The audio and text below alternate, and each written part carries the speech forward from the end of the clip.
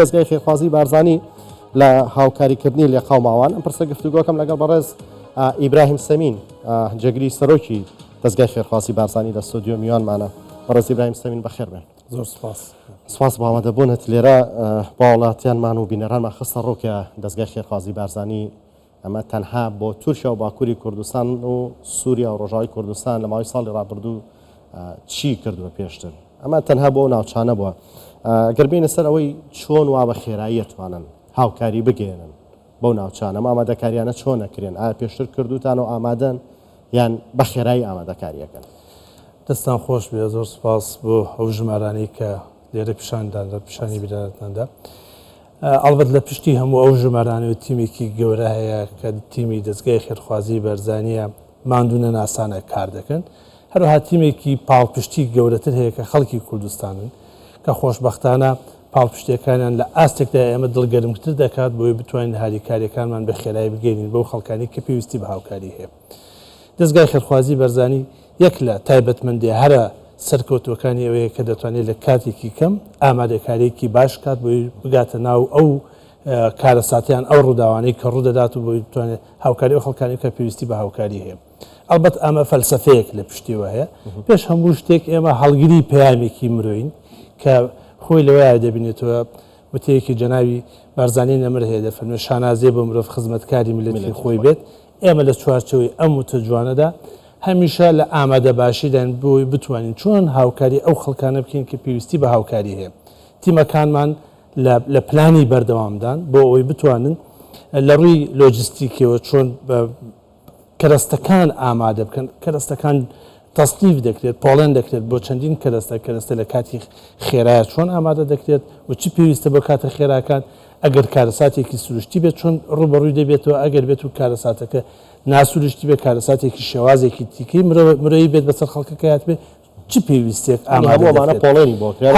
هەموو ئەمانە لە چوارچووی پلانێکی ساڵانەیە دەستگای خێرخوازی بەرزانی هەڵدەستێت، پۆڵێنی بۆ دەکات، ڕێکی دەخاتەوە، ئامادەکاری بۆ هەموو ئەو سێکتەرانە دەکات کە کاری تێدا دەکات. بەڵێ ئەو هەموو هاوکاری گەێنرایە تورکیا و باکووری کوردستان و سووریا ڕۆژاوای کوردستان بە چەند کات چەند ڕۆژتان پێچووتا و هەموو هاوکاریە بگێنەوە چۆن توانیتیان لەوێ هەموو ژەمە خۆراکە ئامادە بکەن بەوە خەڵکی لە قەوما؟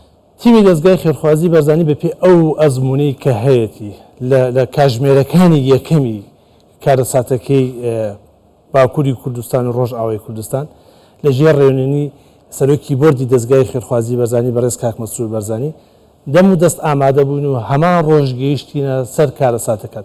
دەتوانین بڵێن پێش زۆر لە تیمەکانی ناوڵاتی تورکیاش ئێمە گەیشتن ناو کارەساتەکە و هەوڵماندا یارمەتی و خەڵکانە بدەین. ئەم ئامادەکاریە کە پێش هەموو شتێک پەیوەندیەکی ڕۆحی مرۆیی هەیە. ئێمە هەوڵ دەدەین ئەو ڕۆحیەتی ئەو کەسانی کە کار دەکەن لەگەڵ لە ئاستێکا بتوانن ئەو ئامادەگیانە هەبێ بتوان ئەم هاوکاریانە بکەن. هەروەها تیمەکانمان خول دەبینن دەچنە ناو چەندین خولە بۆی ئامادەکاریەکان بکەن. ئێمە هەوڵماندا لە ماوەیەکی کورتدا بگەینە سەر کارەساتەکە هەر بۆ زانیاری بەڕێز و بینەرانیش ئەو داتایانەی کە ئێستا جەنابتان عەرز کرد ئێستا ئەو داتایانە ژمارەکان زیاتر بوون چونکە تیمەکانی دەستگای خێرخوازی بەرزانی لە ئەفرین و لە ڕۆژئاوای کوردستان تا ئێستاکە ماونەتەوە کار دەکەن، خزمەتی ئەو خەڵکانە دەکەن کە پێویستیان بە هاوکاری هەیە. بەتایبەتی دوای ئەوەی کە ڕەوشی سیاسی لە سووریا ئاڵوگۆڕی بەسەردا هاتووە تیمەکانی ئێمە بەرفراوانتر بوون لە چەندین سێکتەری جیاوازە لە سێکتەری خۆراکی تەندروستی هەروەها سێکتەری پەروەردەی کە ئێمە هانی خەڵک دەدەین بچێتە بەر خوێندن لەوێ. هەروەها هانی ئەو خەڵکانە دێن کە لە دەرەوەی ئەفرین و ناوچە کوردەکان بوون بەهۆی ڕەوشی نالەباری ناوچەکە شارەکان و گوندەکانی خۆیان بەجێهێشتووە هەماهەنگیان بۆ دەکەن و یارمەتیان دەدەن بۆی بنەوە شوێنەکانی خۆیان. گەیاندنی هاوکاری لەسەر شێوەی جوگرافی دابەشبوونی جوگرافی لەسەر بنەمای زۆرترین زیان بە ناوچەیە و بە هاوڵاتیانە و ناوچەیە گەیشت و زۆرترین هاوکاری بۆ ئەوێ چێت یان لەسەر چه بنەمایەکە؟ هەر ناوچەیە کە تووشی زەرەر و زیان دەبێت بە پێی پێویستی ئەو کاتی کە زەرەر و زیانەکەی بەرکەوتووە هاوکاری پێ بگەێنیت. حەجمی زەرەر و زیانەکە بە شێوازێک مامەڵەی لەگەڵا دەکرێت شێوازی ئەو کەسانی کە پێویستیان بە هاوکاری هەیە مامەڵەیەکی جیاوازیان لەگەڵ. بۆ نمونە ئەگەر بێت و لە هاوینێکی گرمدا لە شوێنێکە کە پێویستی بە ئاو هەبێت تۆ دەبێت ئاویان بۆ دابینکەی، بەڵام لە شوێنێکە کە زستان و سەرمای تۆ دەبێت پێویستی شەڵتەریان بۆ ئامادە بکەی، پەناگەیەکیان بۆ ئامادە بکەی، جلوبەرگی گەرمیان بۆ ئامادە پێداویستی ڕۆژانە. تیمەکانی ئێمە لەم بوارەیە ئەزمونێکی باشیان هەیە بە پێی دراسە ئەو شوێنێک کە کارەسات تێدا ڕوودات بە پێی دراسەیەکی زۆر خێرا زۆر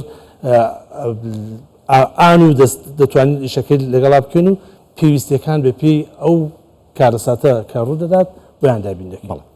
بەلای دەستگای بارزانی خێرخواسی بارزانیەوە نەتەوە ئاین ناوچە گرنگە چێ نییە؟ دەستگای خێرخوازی بەرزانی فەلسفەی کارێکی وەکو باسم کرد خزمەتکردنی مرۆڤە و مرۆڤ تێدا سنتەرە. ئەو مرۆڤە چه ڕەنگێکی هەیە هەڵگیری چی پەیامێکی دینی سیاسی نەتەوەیە بۆ دەستگای خێرخوازی بەرزانی گرنگە. گرنگ مرۆڤێک تووشی کارەسات دەبێت لە هەر جوگرافیایەکە بێت ئێمە بتوانین هاوکاری بکەین. دوجار مرۆڤایەتی لە سەروی هەموو ئاین و لە سەروی هەموو لایەنێکی سیاسی و ناوچەیەک و ڕەنگێکەوەیە.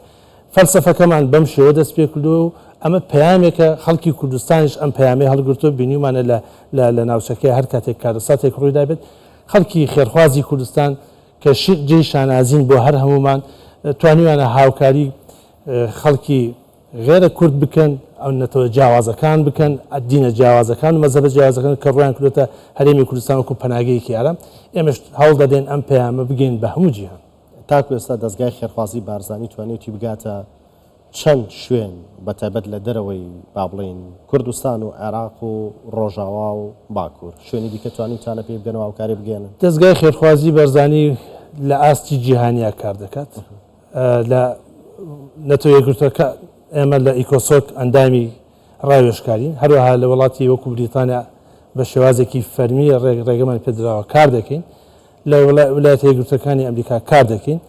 کاری مرۆڤیشمان گەیشتۆتە چەندین وڵاتی جیهانی لە وڵاتە ئەفریقەکان کارمان کردووە لە وڵاتە عەرەبیەکان کارمان کردووە لە وڵاتە ئەوروپیەکان کارمان کردووە جگە لە ناوچەکە لە زۆربەی ئەو وڵاتانی کە کارەسات تێدا ڕوویداوە کارمان کردووە. بۆ نمونە لە یەمەن کارمان کردووە کاری مرۆڤیمان کردووە لە لەبنان کاری مرۆڤیمان کردووە لە ئوسترالیا کاری مرۆڤیمان کردووە لە ئەمریکا ئێستا پرۆژەمان هەیە بۆ ئەو خەڵکە ئاوارانەی کە پەنابەرانەی کە لەوێ پرۆژەی بەردەواممان هەیە لە ڕووی کلتوری لە ڕووی کۆمەڵایەتیەوە ئەو خەڵکانە لەوێ چۆن بتوانن پرۆژەمان بۆیان هەیە لە ئەوروپا لە ئۆکراین کارمان کردووە هەروەها لە وڵاتانی ئەفریقا کارمان کردووە. ئێمە سنوورێک نییە بۆ کارکردنمان. فەلسفەی کارەکەمان خزمەتکردنی مرۆڤایەتیە. بەداخەوە ڕەوشی کوردستان لە چەند ساڵی ڕابردوودا بەهۆی ئەو ڕۆشەنا لەبارە سیاسی و ئەمنی کە لە ناوچەکەدا هەبووە ژمارەیەکی زۆری خەڵک لە ناوچەکەوە وەکو پەناگەیەکی ئارام ڕویان کردوتە هەرێمی کوردستان.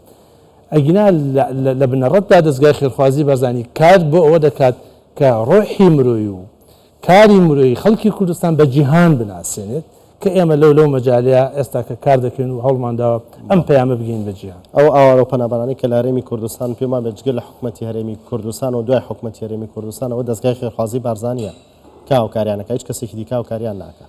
لە ئێستادا بەداخەوە ڕۆژی ئاوار و پەنابەران لە هەرێمی کوردستان لە بارێکی ناهەمواردایە ئاژانسەکانی تا ڕادەیەکی زۆر پاشەکشیان کردو لە هاوکاریکردنی ئەو خەڵکانی کە لە ناو کەمپەکاندان.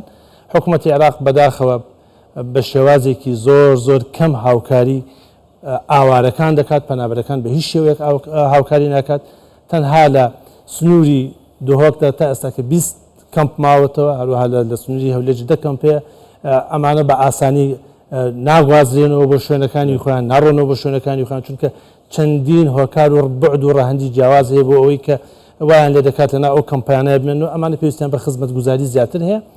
دەستگای خێرخوازی بەرزانی هەوڵ دەدات بە بەردەوامی لەگەڵ حکوومەتی هەرێمی کوردستان خزمەتی شایستە بە ئەو کەسانی کە لە ناو کەمپەکانە هەن فراهەم بکات هەروەها پەیوەندیەکانی خۆی لەگەڵ ڕێکخراوە جیهانیەکان هەمیشە خستۆتە گەڕ بۆ ئەوەی بتوانێت هاوکاریەکی زیاتر بۆ خەڵکانە فراهەم بکات. بەڵام لە ڕاستیدا لە ئێستادا و چاوەڕوان ناکرێت لەم ساڵدا وەزعی ئاوارە و پەنابەران لە کەمپەکاندا بەرەو باشی بڕات. بەڕێز ئیبراهیم شتێکی دیکەویش گەیاندنی هاوکاریە یاخود ئەو ڕێخاوانن کە هاوکاری دەستگای خێرخوازی بارزانیەکەن لە گەیاندنی هاوکاریەکان بەلێ خاو ماوان.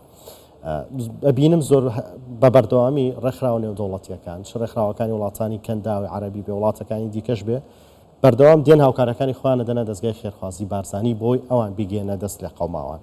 ئەمە تا چەند بۆ واگەڕێتەوە ئەوان دڵنیان لەوەی کە جگەلەوەی ئەو هاوکاریانی ئەوانەی گێنن وەکو خۆی گاتە دەستی خەڵک لەگەڵەوەشتا دەستگای خێرخوازی بارزانی هاوکاری دیکەشی خاتە سەر. ئەمە تا چەند بۆ واگەڕێتەوە کە بێخەمن لەوەی هاوکاریەکانیان نابرێ بەم لاولایەوە گاتە دەستی و کەسێک کە پێویستێتی. دەستگای خێرخوازی بەرزانی پێش هەموو شتێک لە ڕووی کارگەری و لە ڕووی سیستەماتیکەوە لە چوارچێوی سیستەمێکی ڕێکخراوی جیهانیا کار دەکات چەندین چاودێر و ئۆدیتی خارجی هاتوۆتە ناو دەستگاکە و هەڵی هەڵسەنگاندنی بۆ کردو هەڵسەنگانەکان هەمیشە بە پلەی زۆر نایاب بۆ ئێمە گەڕاوەتەوە هەروەها دەستگای خێرخوازی بەرزانی لە چوارچێوەی کارکردنی خۆیدا کە ئێمە لە مانگی هەشتم ساڵدا 20 ساڵ تەمەنێتی دەستگاکە توانێتی متمانەیەکی باش لە مابینی ڕێکخراوە جیهانەکان و خەڵکی هەژار و کەم دەرامەتدا دروستکە هاوکات متمانەیەکی باش لە نێوان خەڵکی خێرخوازی هەرێمی کوردستان و خەڵکی خاوەن پێداویستی فراهم بکات کاتە ئێمە بتوانیمانە ببینە پردێکی پەیوەندی لە مابینی ڕێکخراوە جیهانەکان و خەڵکە هەژار و لێ قەوماوەکە هەروها پردێکی پەیوەندی لە مابینی خەڵکە خێرخوازەکە و ئەو خەڵکانی کە پێویستیان بە هاوکاری هەیە کاری خێرخوازی لە دەستگای خێرخوازی بەرزانێ بنەمایەکی